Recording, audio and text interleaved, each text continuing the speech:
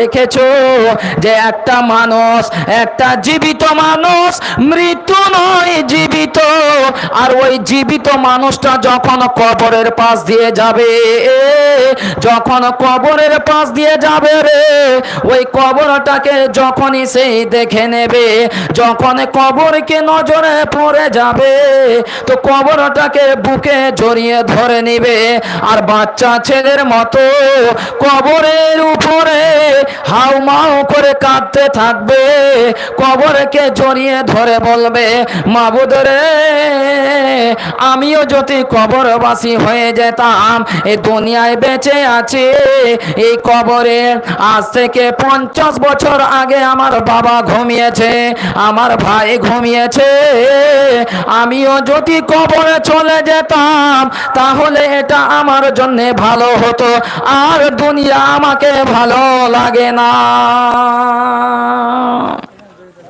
তো কবরে যাবার জন্য কেন তাড়াহুড়া করবে?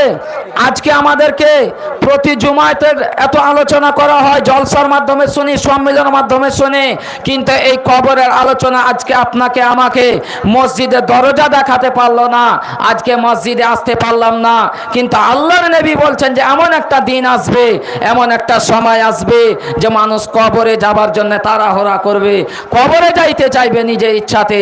তো সেই দুনিয়াটা এমন ফিতনা ফাসাদে ভরপুর হয়ে যাবে, শর্ট করে বলছি, এত ফিতনা ফাসাদে ভরপুর হবে যে মানুষ আর সহ্য করতে পারবে না, তখন কবরের কাছে গিয়ে হাও মাও করে কাদাকাটি করবে। আজকে আমরা জীবিত এখন আছি, এখন কবরকে বলে আজকে আমাদের স্মরণ হয় না। কিন্তু শর্ট করে আরেকটি ঘটনা আপনার সামনে তুলে ধরে, যে আল্লাহর নবীর জামানায় হযরতে উসমান গনি রাদিয়াল্লাহু তাআলা আনহু একজন বিখ্যাত সাহাবী, প্রসিদ্ধ সাহাবী, রাসূলের সাহাবী, তারপরে তিনি জান্নাতি সাহাবী, তারপরে কবরকে দেখে কেমন কাঁদতেন।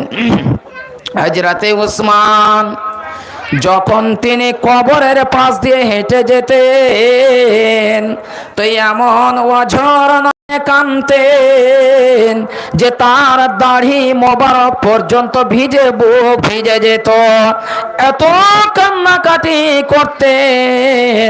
একদিন তার সঙ্গের সাথীরা তাকে জিজ্ঞাসা করলেন, হে আমিরুল মুমিনিন, আপনাকে তো জাহান্নামের আলোচনা শুনে এত বেশি কান্না করতে দেখতে পাই না, আপনি কবরকে দেখে যত কান্না করেন, বাকি আমাদের পরকালের জীবনে যতগুলো স্তর রয়েছে, যতগুলো স্টপেজ রয়েছে, কোন জিনিসকে দেখে আপনি এত ভয় পান না, যত বেশি ভয় পান এই কবরকে দেখে। কারণ কি?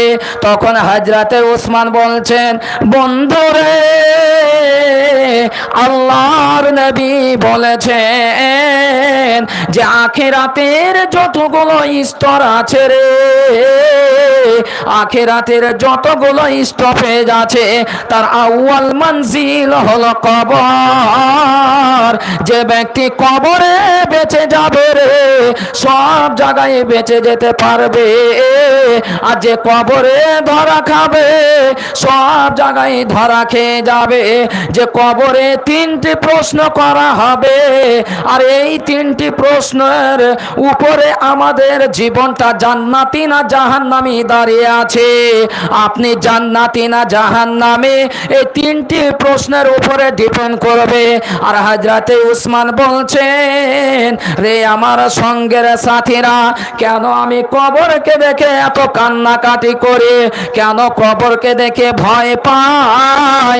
যে আমি শুনেছি আল্লাহর নবীর মুখে যে তিনি বলেছেন, কবরে যদি বেঁচে যেতে পারো রে, সব জায়গায় পার হয়ে চলে যাবে, আর কবরে যদি ধরা খেয়ে যায়, পরকালের জীবনে যতগুলো জান্নাত আর জাহান্নামের আগ পর্যন্ত যতগুলো স্তর রয়েছে, সব জায়গায় বাধা পড়ে যাবে।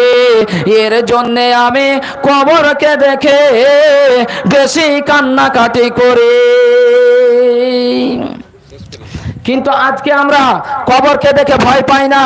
তো যা হোক, আমি আবার একটি কথা বলছি এই গ্রামবাসীর উদ্দেশ্যে, যে তাড়াতাড়ি করে জলসার মাহফিলে চলে আসেন, হয়তো মাইকের আওয়াজ পাচ্ছেন, তাড়াতাড়ি আসেন।